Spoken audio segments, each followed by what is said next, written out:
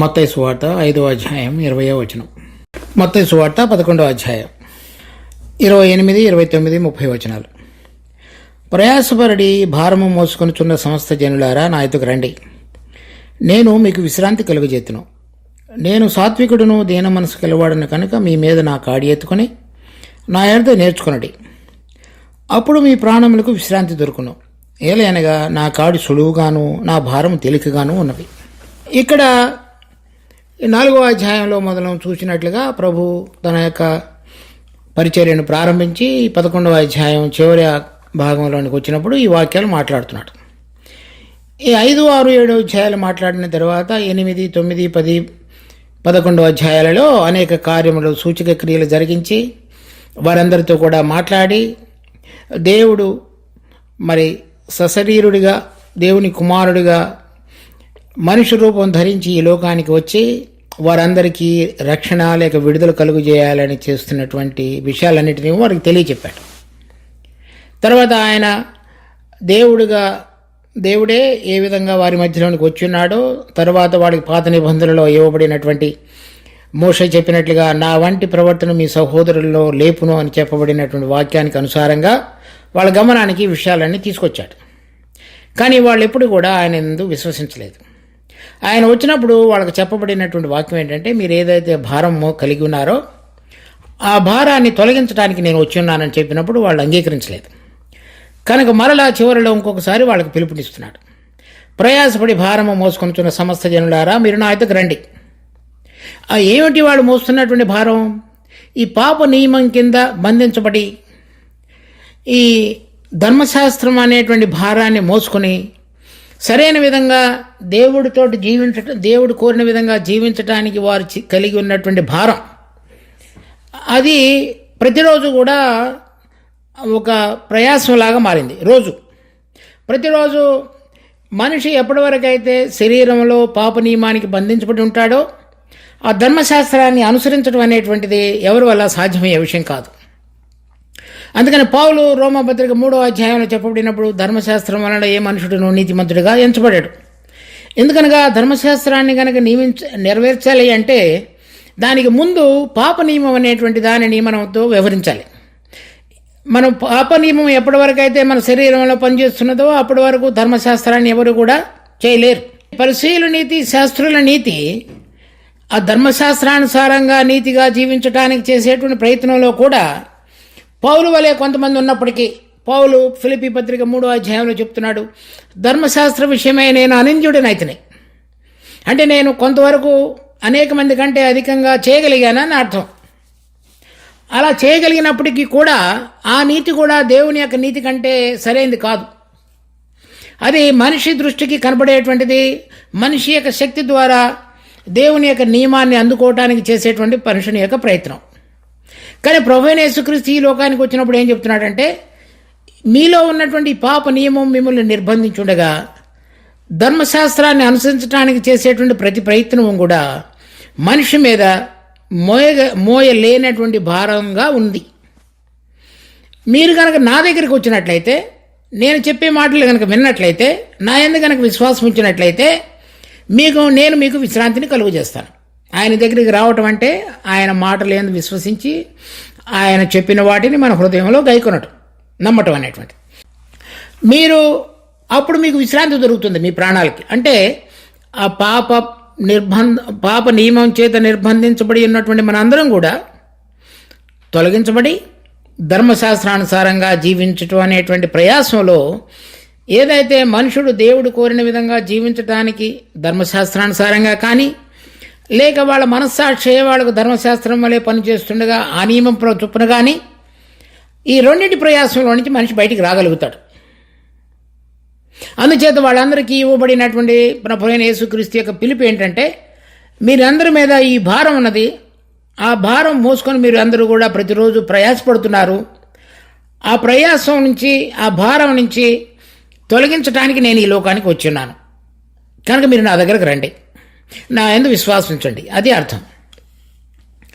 So మనం ఈ శరీరంలో ఈ పాప నియమము మనలను బంధించి ఉన్నటువంటిది, ధర్మశాస్త్రం జీవింపచేయుటకు శక్తి కలిగినదిగా లేదు అనేటువంటి విషయాలను మనం రోమాపత్రిక 6వ అధ్యాయంలో, 7వ అధ్యాయంలో, గలతీ పత్రిక 3వ అధ్యాయంలో చూస్తాం. ఇంకొకసారి చూద్దాం, చూడండి వాటిని. రోమాపత్రిక 6వ అధ్యాయం 12వ వచనంలో, కాబట్టి శరీర దురాశలకు లోబడినట్లుగా చావునకు లోనైన మీ శరీరమందు పాపమును ఏలనీయొకటి. కనుక మన శరీరంలో ఈ పాపము ఏలేటువంటిదిగా కనబడుతుంది నియమం. 5వ అధ్యాయం 12వ వచనం, ఇట్లుండగా ఒక మనుషుని ద్వారా పాపమును, పాపము ద్వారా మరణమును లోకములో ఎలాగూ ప్రవేశించుననో అలాగుననే మనుషులందరూ పాపం చేసినందున మరణము అందరికీ సంప్రాప్తమాయను. తర్వాత 7వ అధ్యాయం 23వ వచనం, వేరొక నియమము నా అవయవములలో ఉన్నట్టు నాకు కనబడుచున్నది. అది నా మనసునందున్న ధర్మశాస్త్రముతో పోరాడుచు నా అవయవములలో ఉన్న పాప నియమమునకు నన్ను చెరపట్టి లోపరుచుకొనుచున్నది. అయ్యో, నేనెంత దౌర్భాగ్యుడను! ఇట్టి మరణమునకు లోనకు శరీరము నుండి నన్ను ఎవడు విడిపించును? కనుక ఆ స్థితి మనం చదివినటువంటి 5వ అధ్యాయం, 6వ అధ్యాయం, 7వ అధ్యాయంలో ఈ పాప నియమం అనేటువంటిది మనల్ని నిర్బంధించి ఉంచబడినటువంటి స్థితే మన మీద ఉంచబడినటువంటి పాపం. దానిలో రోజు మనిషి దేవుడు కోరిన విధంగా నియమించినటువంటి నియమావళి ప్రకారంగా జీవించడానికి ప్రయత్నం చేస్తున్నాడు. అది మన ప్రయాసం. అటువంటి వారందరికీ కూడా ప్రభువైన యేసుక్రీస్తు ఇచ్చినటువంటి పిలుపు ఏంటంటే, మీరు నా యొద్దకు వచ్చి నా యందు కనుక విశ్వసించినట్లయితే నేను మీకు విశ్రాంతిని కలుగజేస్తాను. అంటే ఆ భారం అంతటినీ కూడా నేను ఎత్తి తీసి మీకు ఒక గంప మీద మనం బరువు మోస్తున్నట్లయితే మన నెత్తి మీద ఉన్నటువంటి ఆ బరువునంతటిని కూడా తీసి పక్కన పెడతాను అని అర్థం. అంటే ఆ పాప నియమం నుంచి, ధర్మశాస్త్రం యొక్క నియమం నుంచి, ఏ నియమాయములైతే మిమ్మల్ని బట్టి రోజు కూడా మిమ్మల్ని బంధించి కిందకి మరి భూమి లోపలికి దిగబడేటువంటి విధంగా మనిషిని బలవంత పెట్టే విధంగా ఉన్నదో దాని నుంచి మీకు విడుదల కలుగు చేసి మీకు సేదను తీరుస్తాను అని అర్థం విశ్రాంతి అంటే. ఇక మీరు ఆ బరువు మోయవలసినటువంటి పని లేదని అర్థం. తర్వాత చూడండి, మత్తయి సువార్త 11వ అధ్యాయం, నేను సాత్వికుడును దీన మనసు కలవాడను కనుక మీ మీద నా కాడి ఎత్తుకుని నా యొద్ద నేర్చుకున్నాడు. నేను సాత్వికుడును దీన మనసు కలవాడను కనుక మీరు మీ మీద నా కాడి ఎత్తుకొని నా యొద్ద నేర్చుకున్నాడు. ఈ కాడి మన ప్రభువైన యేసుక్రీస్తు ఎత్తుకొనినప్పుడు మన మీద తొలగించబడినటువంటి ఆ భారాన్ని కాకుండా, లేక మన మీద ఉంచబడినటువంటి భారంతో పరిచయులు శాస్త్రుల నీతి వలె నీతిగా జీవించటానికి చేసే ప్రతి ప్రయత్నం కాకుండా క్రొత్తది మనకి నేర్పేవాడుగా ఉన్నాడు. ఆ క్రొత్తది ఏదైతే మనం ఒక నరహత్య చేయకూడదనేటువంటి దాని ఆగిపోకుండా మన హృదయంలో వేరే వారి పక్షంగా కోపపడే స్వభావం మీద జయం పొందటం, వ్యభిచారం చేయడం మాత్రమే కాకుండా, చేయకుండా ఉండటం మాత్రమే కాకుండా మన హృదయంలో మోహపు చూపుతో చూడకుండా ఉండటం, తర్వాత కంటికి కన్ను పంటికి పన్ను అనేటువంటిది మాత్రమే కాకుండా మనం ఇంకొక చెంపను తిప్పటం కూడా. ఎవరైనా 1 మైలు వెళ్ళమని అడిగినప్పుడు మైలు వరకే కాకుండా 2 మైళ్ళు వెళ్ళటం. ఎవరైనా మనల్ని హింసించినట్లయితే వారి కొరకు మనం కూడా హింస ఏ విధంగా చేయాలనేటువంటి ప్రణాళికను రచించకుండా ఉండటం మాత్రమే కాకుండా వారి కొరకు ప్రార్థించటం, వారి కొరకు మనం ఆశీర్వాదకరంగా ఉండగలిగే విధంగా ప్రార్థించగలగటం. ఈ నియమావళిని ఆయన కాడిని ఎత్తుకున్నప్పుడు మనకి నేర్పుతానని చెప్తున్నాడు. ఎందుకనగా నేను సాత్వికుడును దీన మనసు కలవాడును. సాత్వికత్వం అనేటువంటిది ఏదైనా మనకు నియమించినటువంటి కక్షలో, అంటే ఇంగ్లీష్లో ఆర్బిట్ అంటారు, అంటే మనకి ఏదైతే ఒక సూర్యుడు తన కక్షలో తిరిగేవాడుగా ఉన్నాడు, భూమి తనకు నియమించినటువంటి కక్షలో తిరిగేదిగా ఉన్నది. అలా మనకు దేవుడు మనలను సృష్టించుటలో కలిగిన ఉద్దేశ ప్రకారంగా జీవించటానికి ఆయన అధికారం కింద లోబడి జీవించగలిగింది అని అర్థం.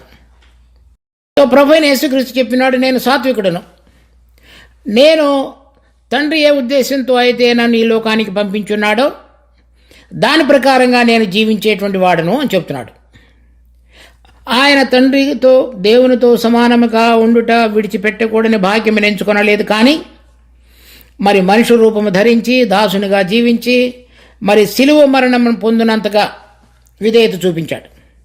సో ఆ వరస ఏదైతే ఉన్నదో పరలోకంలో ఉండి మహిమ కలిగిన వాడుగా ఉండి వాటిని విడిచిపెట్టి మనుషుడిగా వచ్చి దాసుడిగా జీవించి సెలవులో చనిపోయినంతగా విధేయత చూపించడం అనేటువంటిది ఆయన సాత్వికతకు గుర్తు. వీటంతటిలో ఆయనకి కలిగినటువంటి అధికారాన్ని కానీ హక్కుల విషయంలో కూడా ఆయన పోరాడలేదు. తండ్రి ఏది చెప్పినాడో అది నెరవేర్చున్నాడు. మనిషి కుమారుడు తనంతట తానుగా ఏమీ చేయడు కానీ తండ్రి ఏది చూస్తున్నాడో చూచి దాన్ని చేయను, అంటే తండ్రి ఏం చెప్తున్నాడో అది చేస్తాడని. అది సాత్వికత్వం. సో ఏ విధంగా ఒక మనిషి ఇప్పుడు మొట్టమొదటి మనుషుడైనటువంటి ఆదాము దేవుడు ఏది చెప్పినాడో అది చేయలేదు. దేవుడు ఒక ఉద్దేశంతో సృష్టించి ఉంటే ఆ ఉద్దేశానికి వెలుపలికి వచ్చి తను దేవుడిగా ఉండాలని కోరాడు. ఈ ప్రభు అయిన యేసుక్రీస్తు తను దేవుడై ఉండి మనిషిగా వచ్చి మనందరినీ కూడా మనం కోల్పోయినటువంటి ఆ సారూప్యంలోనికి ఆ పరిశుద్ధతలోనికి తీసుకురావడానికి మార్గాన్ని తెలిసినవాడుగా ఉన్నాడు.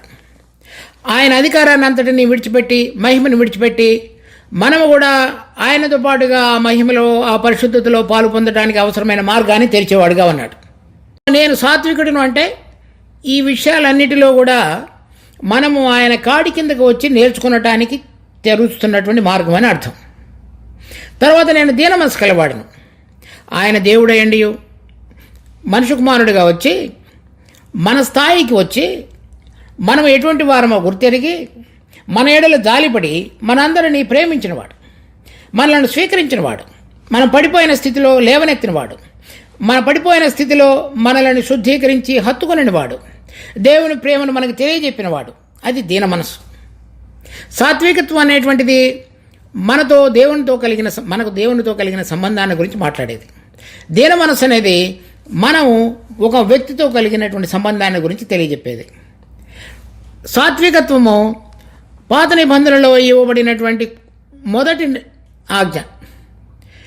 నీ పూర్ణ హృదయంతో, నీ పూర్ణ ఆత్మతో, నీ పూర్ణ శక్తితో దేవుడైన యెహోవాను ప్రేమించము, అంటే ఆయన ఆజ్ఞకు లోబడి జీవించటం. రెండవ ఆజ్ఞ, నిన్ను వలె నీ పొరుగు వారిని ప్రేమించము.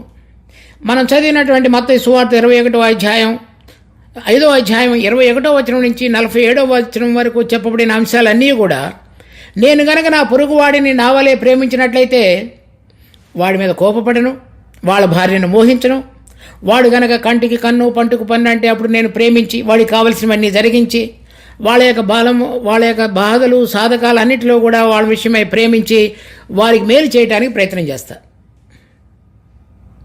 ఆ నియమావళన్నింటినీ కూడా నెరవేరుస్తానని చెప్తున్నాడు దీన మనసు కలవాడనంటే.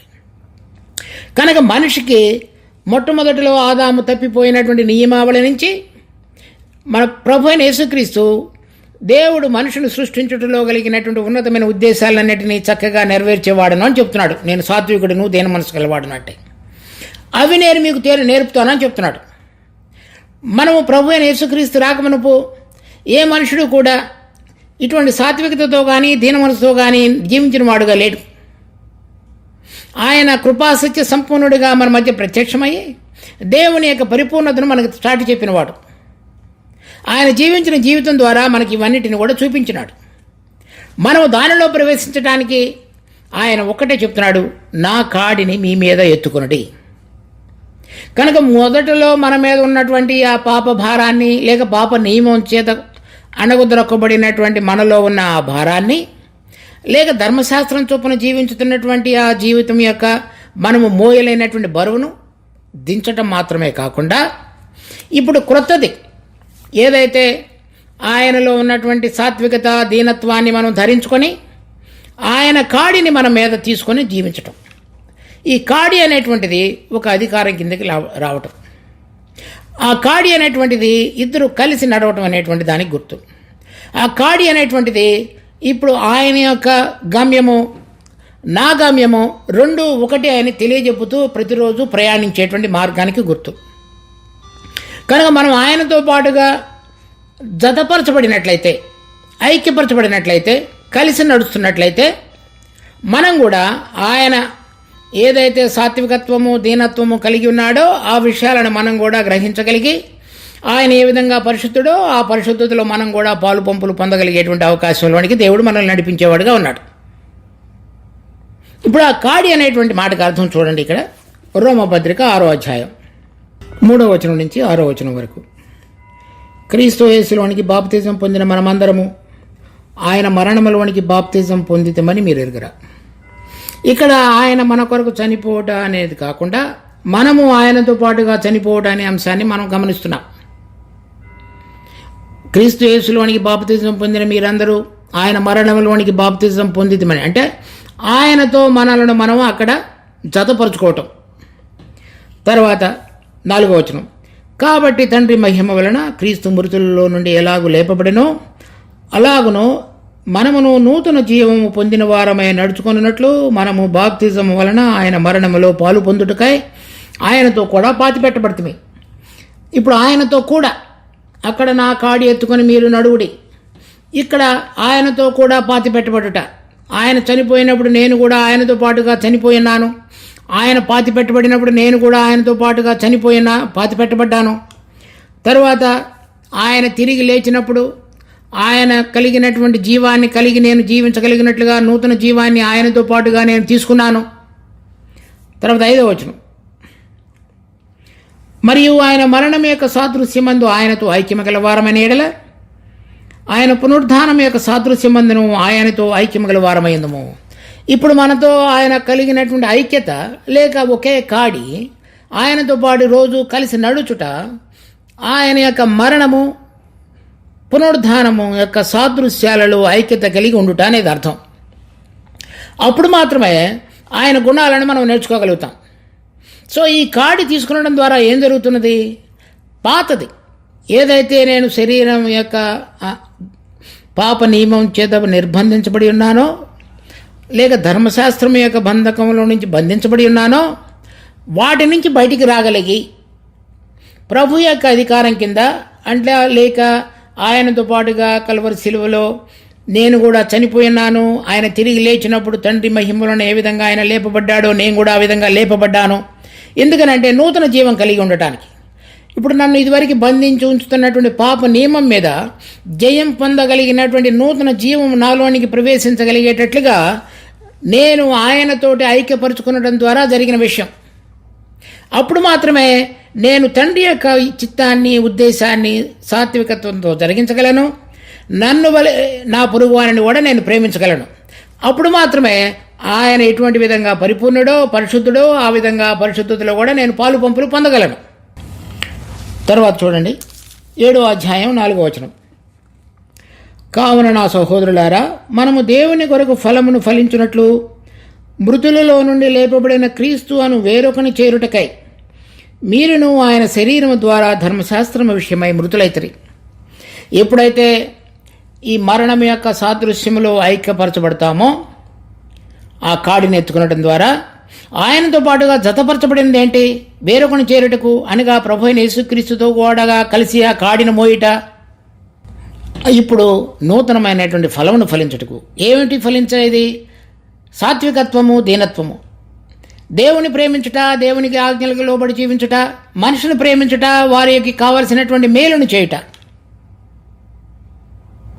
అక్కడ మనం చదివినటువంటి 21వ వచనం నుంచి 47వ వచనం వరకు చెప్పబడినటువంటి దేవుని యొక్క పరిపూర్ణతకు కోరినటువంటి పరిపూర్ణతలోనికి రాగలుగుట.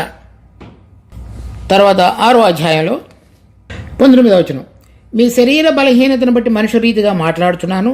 ఏమనగా అక్రమము చేయుటకై అపవిత్రతకు అక్రమమునకు మీ అవయవములను దాసులుగా ఎలాగో అప్పగించుతారో, అంటే శరీరం అనేటువంటి నిర్బంధం పాప నియమం యొక్క నిర్బంధంలో ఉంటున్నప్పుడు, అలాగే పరిశుద్ధత కలుగుటకై ఇప్పుడు మీ అవయవములను నీతికి దాసులుగా అప్పగించుట.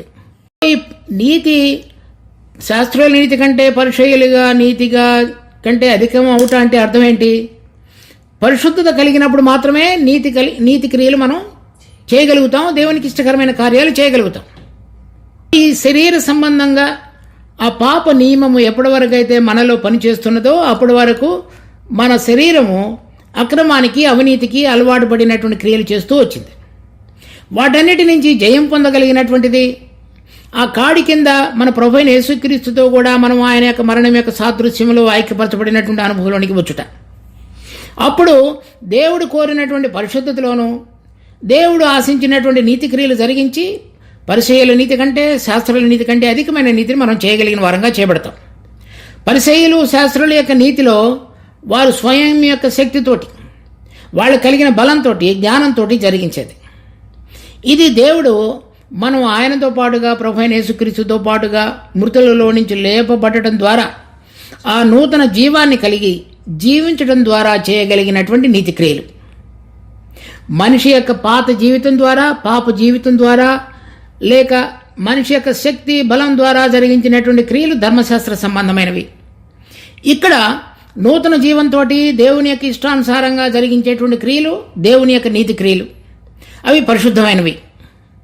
దాని కొరకై మనల్ని దేవుడు పిలుచుకున్నాడు. తర్వాత అదే అధ్యాయంలో 22వ వచనం, ఇప్పుడు పాపము నుండి విమోచింపబడి దేవునికి దాసులైనందున, అంటే ఆయన కాడిని మన కిందకు తీసుకుని వచ్చినటువంటి దాసులుగా జీవించినటువంటి జీవితం కలిగి ఉండటమే, పరిశుద్ధత కలిగి ఉండటమే మీ నీతి ఫలం. ఆ కాడి మన కిందకు తీసుకుని రాకుండా ఆ పరిశుద్ధతను మనం సంతరించుకొని దేవుడు కోరినటువంటి నీతి క్రియలు మనం జరిగించడం అనేటువంటిది సాధ్యమయ్యే విషయం కాదు.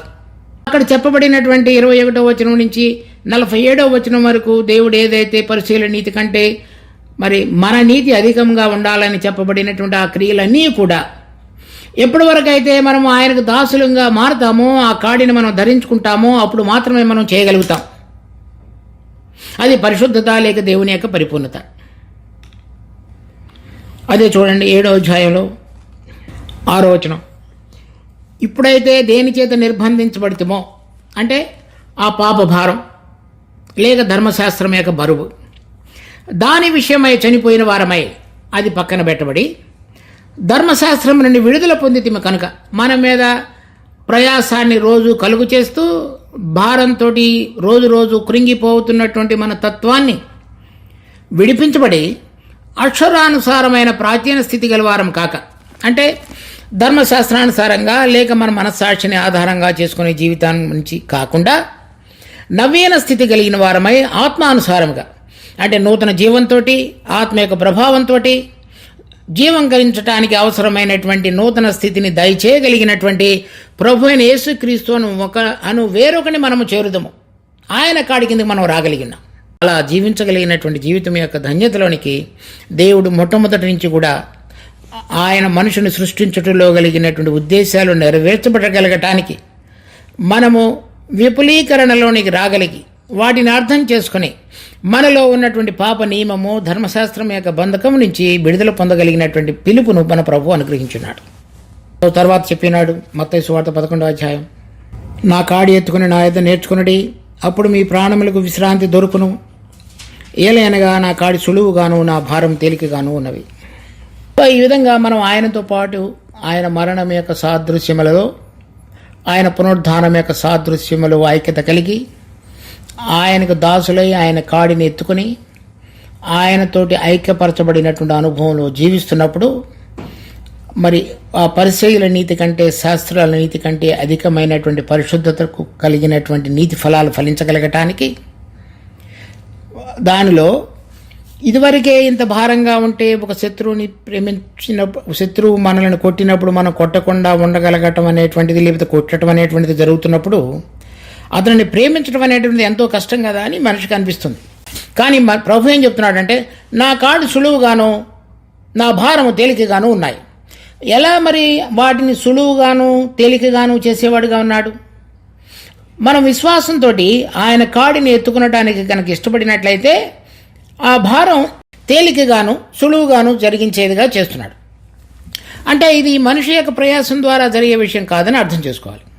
దీనికి ప్రభు అయిన యేసుక్రీస్తు 3 విషయాలు చెప్పాడు. వాటిలో మనం క్రమంగా చూద్దాం ఒక్కొక్కటి. అప్పుడు మాత్రమే ఆ కాడి సులువుగాను మనం రోజు నడిచేటువంటి భారం కూడా తేలికగాను చేయబడతాయి. అనగా మన ప్రక్కన నడిచేటువంటి మన ప్రభు అయిన యేసుక్రీస్తు వీటన్నిటినీ మోసేవాడని కూడా మనం అర్థం చేసుకోవచ్చు. లేక మనం నడుస్తున్నప్పుడు మన భారాన్ని ఆయన మోస్తూ మనము తేలికగా దానిని నిర్వహించగలిగేటువంటి విధంగా మనల్ని నడిపించేటువంటి నాయకుడని కూడా మనం అర్థం చేసుకోవచ్చు. దానికి ఇవ్వబడినటువంటి 3 విషయాలు మనకి ఇవ్వబడ్డాయి.